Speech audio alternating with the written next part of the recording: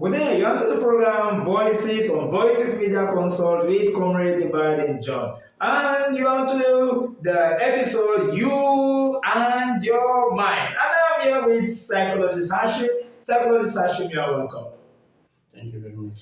Right, last time we spoke about personality and how personality can frame the life of an individual. Today we'll be talking about something very controversial and something that is bringing a lot of issues to our homes today. And that is the concept of high libido. Why is it that some men have high libido? Why is it that some women have high libido? Why is it that some men want to rape their wives and some women want to rape their husbands? I use the word rape. You might be wondering, can a man rape his wife or can a woman rape her husband? And this is basically what we shall be discussing today. Psychologist Hasheem, talking about high libido. Yeah. Why is it that some point in time people... No, let's put it this way. Is having high libido very bad or wrong?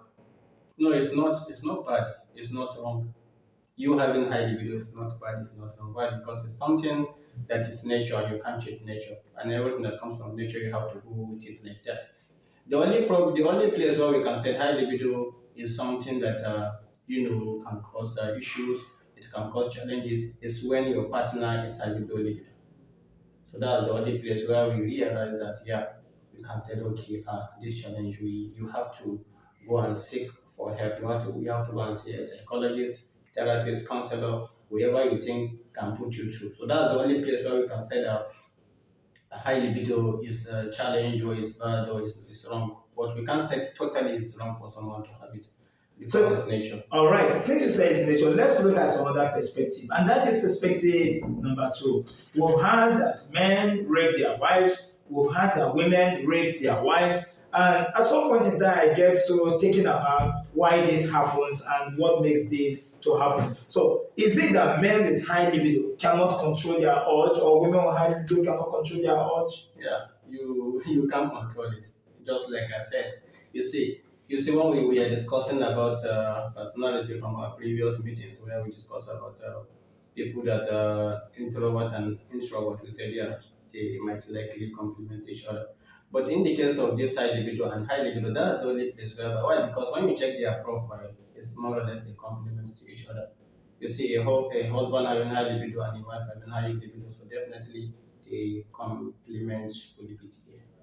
You understand? But a husband now having a high libido and the wife not having low libido now, the complement will be wrong.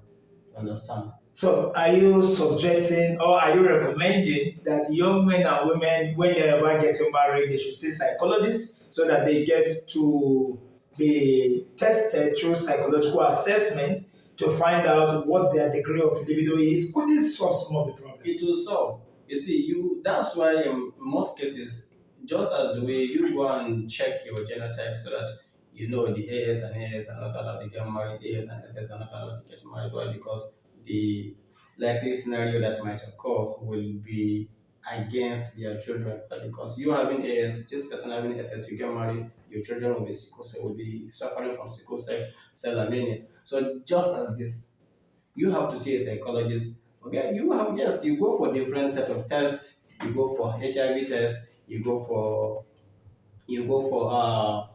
pregnancy test. You go for different set of tests. So this test is also important, so that you will know that yes, you find out that okay, how do you know from this a question that you ask yourself? How do you know that I'm having high libido? So that's when psychologists will come in. He will be the person to explain with series set of questions and understanding. He will definitely tell you that yes, you are having high libido. I think on that point you made a very good point. How do you know that you have a high libido? How do you know that you have a low libido? Dear viewers, we're going to end this series at this point, but in our next episode we're going to answer that question: how you know you have high libido or how you know you have low libido. What are the causes of high libido, and why is it that some women keep running or keep going to the court in order to bring about a termination of their marriage because of high libido? Yeah, this is Voices, and this is all we do, trying to help you, and that's why we call this program You and Your Mind. So, on You and Your Mind, in our next episode, we shall talk about the causes of high libido. Thank you so much, Psychologist Hasheem, for this very particular episode. You're welcome, sir.